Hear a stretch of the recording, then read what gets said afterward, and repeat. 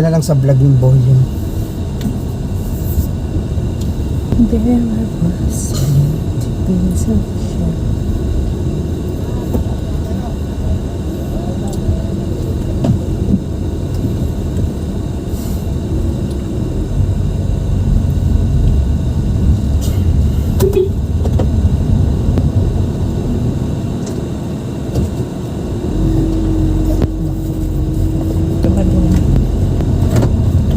Tubabi naman for you.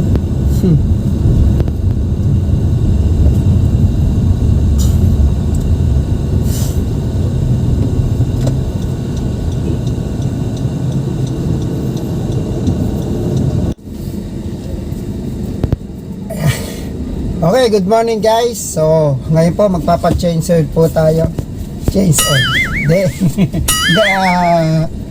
Punta po ako ng Shell dito po sa amin sa Garay, sa Bulacan. So ngayon, ang mileage po kasi nito meron ng 50,000 mahigit. So, yung po kasing oil kasi niya, 'di ba, yung viscosity. Ilaw tayo. Kung luma na, syempre, 'di ba, nahirapan mag-pump yung natin, yung makina, mga piston natin, etc. Yung po mga mechanical parts, moving parts.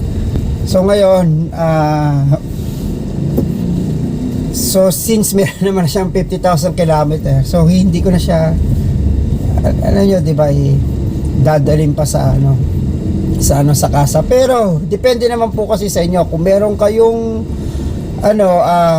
yung feeling na medyo parang may gusto po kayo na napalitan o may concern sa kasa, so doon nyo po dalhin.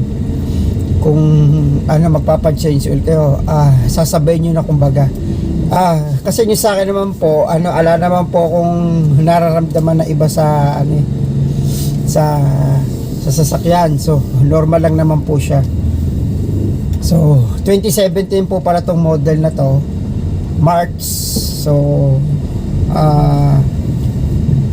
meron na po siyang 5 years old nung nung March. So mahigit na po 5 years, mahigit 6 months, 5 years and 6 months na po siya.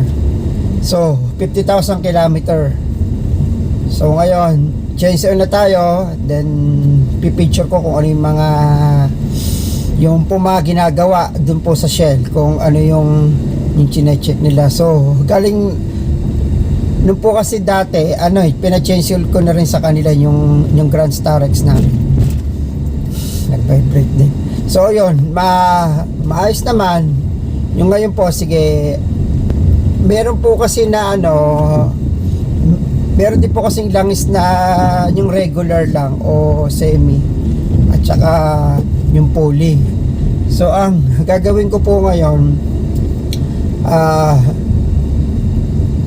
every 5,000 kilometer na po ako mag-change. So hindi po yung nire-recommend dati na 10,000 kilometers na polysynthetic.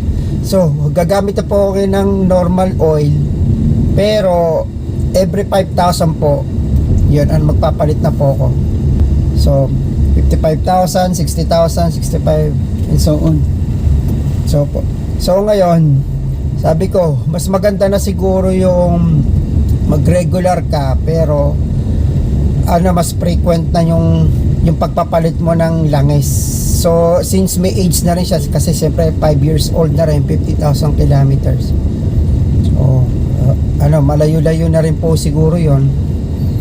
So kung kahit ba siya naka-polysynthetic, kung hindi naman dadalasan mo yung change oil, since meron ng age yung sasakyan, bata pa rin siya, pero hindi na ganong yung gaya ng dati, di ba, na yung brand new pa siya. So ngayon 5,000 kilometer, 50,000 kilometer, every 5,000 kilometer mag-change na tayo. So yan, punta na tayo sa Shell. So ngayon, share ko rin din po yung mga napansin ko dito. Yung noong pa siguro meron ng meron siguro mga 1 year ago or mga last December, January lang po siguro yan. Meron po akong vlog nito eh. Yung pong yung Prion ko nawala. Hindi naman nawala, kumbaga may natira pero konti na lang po. So ngayon, dinala ko sa kasa pero parang hindi naman din nasolve. Ang ginawa na lang nung technician, kinargahan na lang po niya ng Prion. So binacuum niya, then tapos ibinalik ulit. Yun, ganun po nangyari. So ngayon, awa naman po ng Diyos, normal naman din po yung aking aircon, no issue. Since po nung dinala ko, tapos chinecheck ko naman yung compressor kung may leak. Wala naman leak. Teka, sandali lang po. Magpapa-change oil, Brad. Wala pa rin. No, galing na ako kanina. Sige. Yan nandito na po ako sa Shell. Kaya lang ala pa po yung mechanic. Ayan, pinapapark ako nung stop nila. So ayan, okay. Tayantay lang po tayo. May message ko yung may-ari. Tatanong ka, ba't ala pa yung si sir dito, yung mag-change oil sa akin, yung mechanic. Kaya nga, nabalikan ko po kayo. Ayan po. Ayan, nasa Shell po tayo, nasa parking, nag-aantay po tayo. Shout out Shell North Sagaray.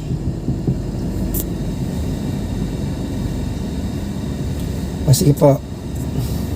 Ito po pala yung mileage ko. Pakita ko na lasap niya. Tatay natin yung steering natin.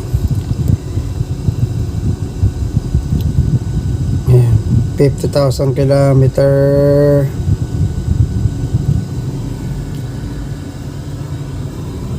Antayin natin lahat. Sige, message kasi yan. Ayan guys, so ngayon balik po ulit tayo. Nung pong eto nagloko po yung Prion nito, hindi bali nagkarga na lang po sila yung pong sa kasa, yung Honda, tapos nag-observe na lang po kami.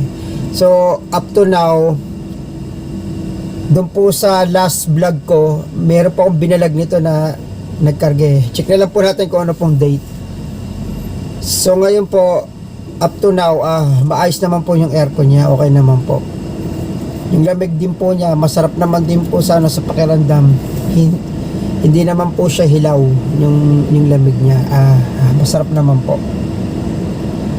So ngayon po, nag-aantay po tayo ngayon dito sa Shell. So hanggat ngayon po, wala pa po yung mechanic. Paano ba to? Yung sa akin, may issue ako dito. sa NLEX. Yung windshield ko po may lumipad po na malit lang po siguro na bato yun. Then yun, nagkaano dito, nagkaroon po ng basag, pero sana wag na lumaki. Pero pili ko pagka nagtagal-tagal to baka lumaki Meron sa akin nag-advise na bibilugan ko daw yung may sibat, diba? Syempre pag nagkabasag na ganon, meron tumatakbo na ganon na crack So parang ang mangyayari daw, bibilugan lang daw na ganon, parang yung crack hindi na mag-expand o lumaki. Ngayon, meron po pinagdala na sabi, binabarena pa daw yon. Kasi yung pong ganon ginagawa sa mga bus, yung mga bus po. So, i-drill daw. Eto, baka daw pagka po daw diniril, yung pong manipis po doon yung sa kotse, kaya natatakot sila. Pero sabi ko, kahit yung bibilugan nyo na lang, ayaw pa rin nila. Siguro natatakot sila. Hindi, pero pagka minsan dadaling ko dun sa ibang yung nagaglas aluminum na bibilugan ko. Sabi ko, ako na bahala kung anong mangyari sa akin na. Hindi, kasi nanghihinayin ako. Meron nakadikit na RFID, meron nakadikit na yung sa FC Boys na sticker, tsaka din sa Civic R3, and tsaka to may design to na yung may sunog dito, parang kulay blue po yan, yung sa Yung parang di ka masilaw, at saka meron siyang yung ganito, pakita ko po sa inyo. Yung ganito, ayan, meron siya yung parang sticker, ba to, laminated to eh. Ayan, laminated. Parang nangihinayang ako kung ano mo, tsaka very early para mabasag siya. Ayan. Wala pa rin si Kuya, talaga lang ha. Sige, mamaya po, pagka po mamaya nag-start na ibablog ko po yung sa ano. Bali, sinashare ko lang yung mga na-experience ko po dito. Other nan, ala na pong ibang issue sa aircon. Mga kalampag, ala po, ala. Power steering, ala rin po, alang tunog. Makina, alang leak, drive belt, yan, ala. Okay pa po siya lahat, clear. Sige guys, balikan ko po ulit Bye-bye. Ayan, sir, pinapapasok na tayo ni sir. Sesi na tayo. Yan ang alagang shell. Shoutouts kay sir. Ito na. Oops.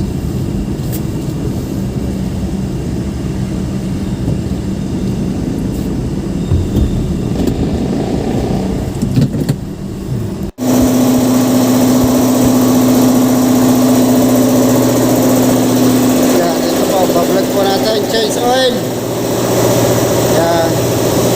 Ito mangyayari. Yan. May labag.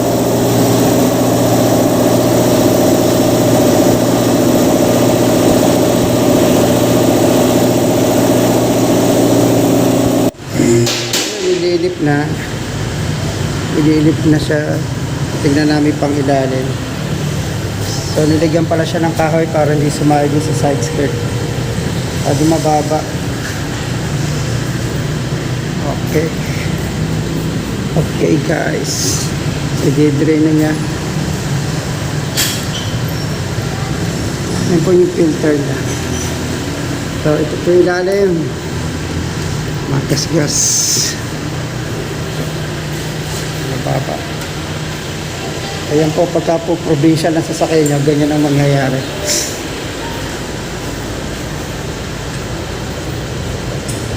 Okay pa naman, malinis pa.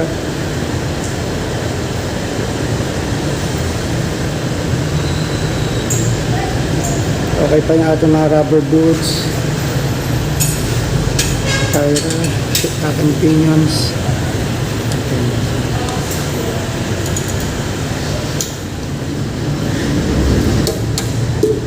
Bablog lang po natin to Okay lang po ba? Sige po. Salamat po. Okay, para makita mo yung mga ano dyan. Oo nga po. Pinapakita ko po dun sa mga nanonood sa akin kung yung 5 years old po ba na sasakyan nagkakaroon na ba kagad ng mga leak dito.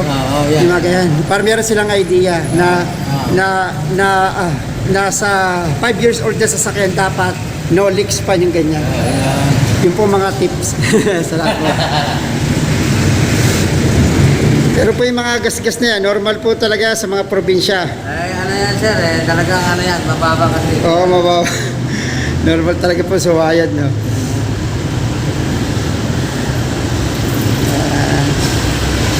Yan, nag-change na si Kuya. So ngayon, ang gagawin natin, every 5,000, magpapalit na po tayo ng langis. Ayan po, ilalim. Pasensya na po kasi ganito sa probinsya putik talaga. Pero pag kung sa Manila ka, basa lang po yan, maitim pa yan dito kasi mga putik-putik. Pero nililinis po natin yan. O tingnan mo, may agyo po. May sapot pa. Talaga nga naman pinamamahayan pa siya. So share ko lang po sa inyo mga pang-ilalim natin. Suspension, okay naman siya. So meron tayo na spotted na kalawang, kaya siguro normal lang yan.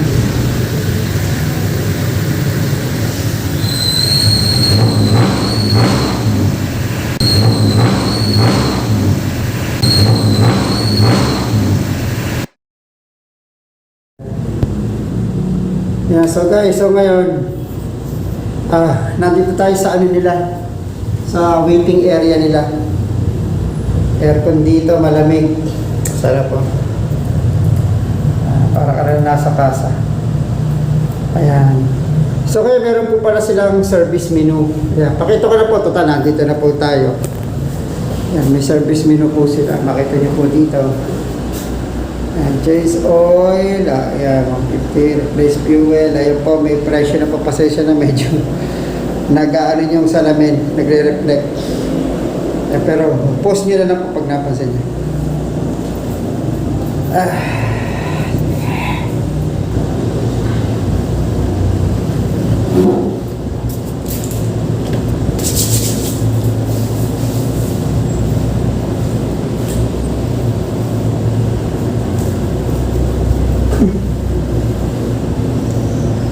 Pati ilalim. Kotse natin. Uy, merong susunod. Magpapa-change oil. Shout out.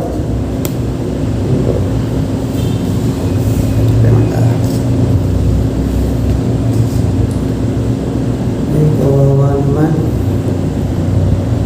Kaming bangga. Saan yan?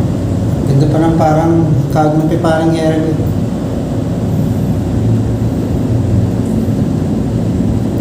Sa paligantay po tayo kung ano po gagawin ni Sir, kung yan, change sila po niya. Pero meron po nakapilang isa eh.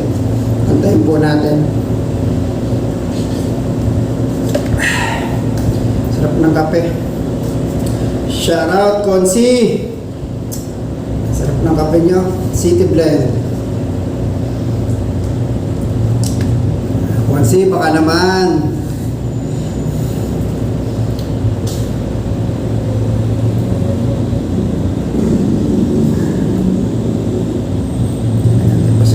Sinisan pa yung mga gamit na kailangan gamitin.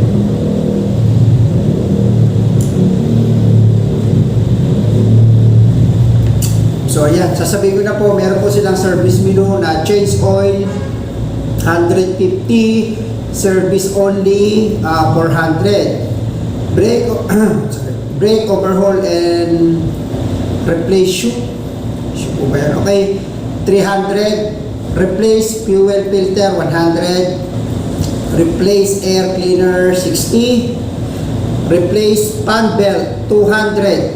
Okay, so tune up po 250. Ang greasing po 50 pesos po per fitting. So gear oil po, pag nagpalit po kayo, gear oil, I think labor lang po ito, service lang po babayaran nyo. Pag nagpalit po kayo ng gear oil, 300 per liter po. So, replace brake pad.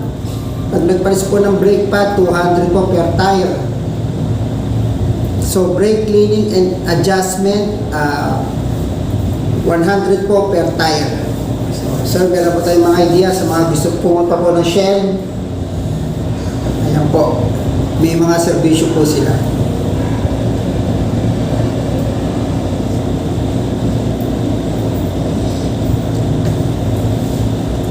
Saan nasira yan ako, tapos lalabas ako. Pero mas malamig dito, mas masarap dito. Gusto ko lang mag-stay. Tapos watch mo na sila. Parang nasa nasa aquarium. Ganda. Fully service naman sila, ginagawa na ni Kuya. Ayan. So, nung po na tinignan ko, meron pang meron pang mga drops pa na black na tumutulong. So, i-zero po siguro niya yan.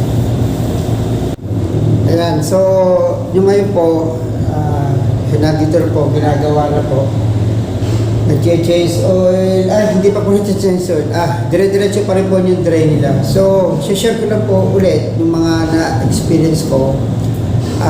Bukod po dun sa aircon po nung sa akin sasakyan, yung aircon po na yung model na 2017 na Civic.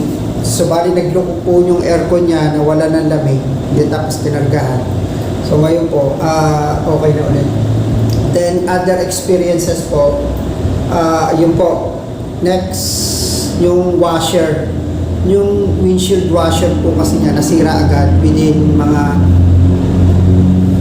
2 to 3 years lang pong nagagamit, nasira na. So bumili po ako Then tapos DIY ko po. Bali, ang nagkabit lang po ako. Pinangahasan ko na po. Pero madali lang po na medyo mahirap. Dahil po kaya po naging mahirap, ala po akong gamit yung pong pansikwat po sa mga tornilyo po kasi ngayon, di ba, plastic. Tapos habang hinigpitan mo, sumisikip siya or yung pong gamit kasi dito, yung sinisipit lang, yung itutusok. May tawag po nakalimutan ko na po yung itutusok mo tapos babaw na higpit na.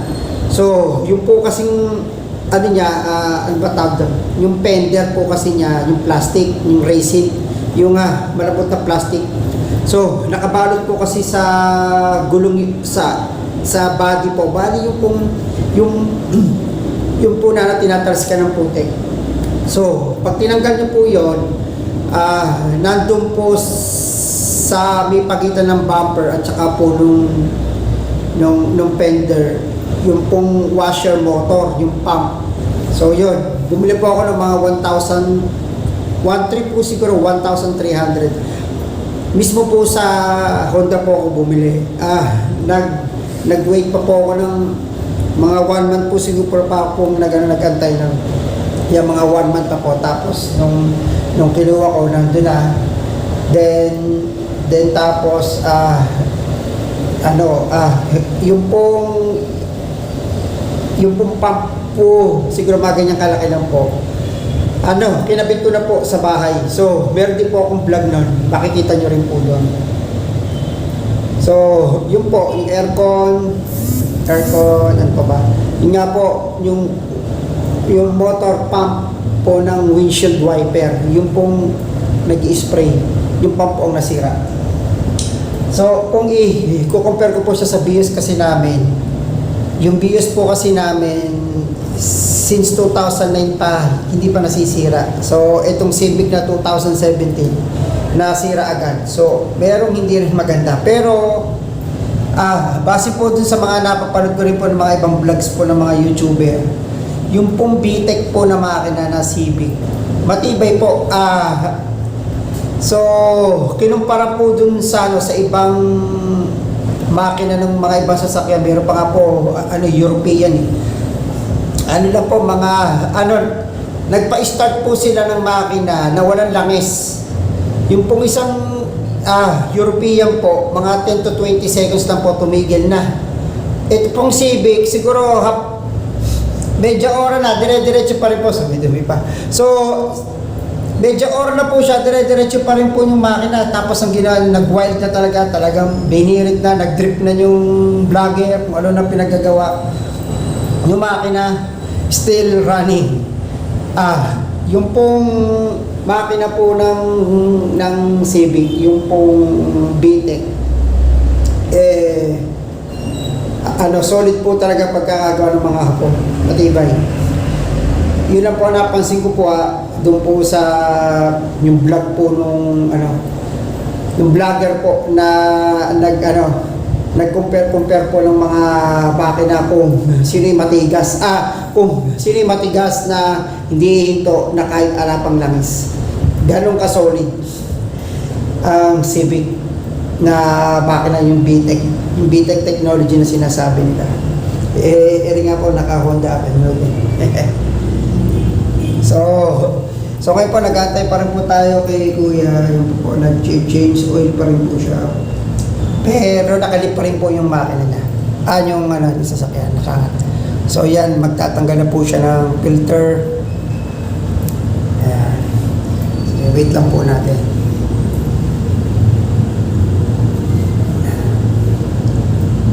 Agad naman po pala, sige, mga suspension shock oil. Nanginayang ako doon sa mga ibang mga owner na bago pa yung sasakyan nila. Nagpapalit na sila ng mga coil spring. Sa bagay, nasa kanila kasi yun. Ang gusto kasi nila pababain yung sasakyan nila. So, since city driving naman sila, sa kanila walang problema. Pero sa atin, pag dito sa province, dito sa area natin, hindi po pwede. So, gustuin mo mag-lower, magsisisi ka rin sa bandong. Kasi meron din akong kasama sa trabaho na ang ginawa niya, hindi siya nagpalit ng mga spring. So, ginawa niya, pinakat niya. putol ba. So, once kasi na pinaputulan mo, hindi na maibabalik yun. Ala na yun. So, ang second option mo na lang, bumili ka na lang ng bago. Yan. So, shoutout po pala sa Civic R3 at saka sa FC Boys Philippines. Sa HCP, kapag pala.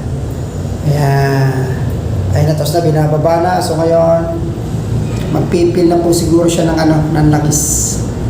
Sige, babalikan ko lang po, tatanungin ko lang po kung maikpit yung filter ng pagkakakabit niya.